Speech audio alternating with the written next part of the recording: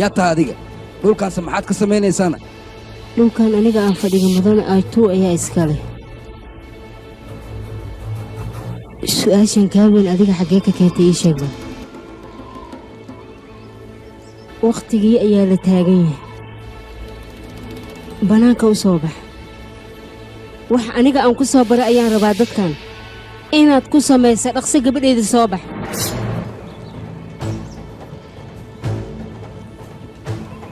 dhaqso waxay tus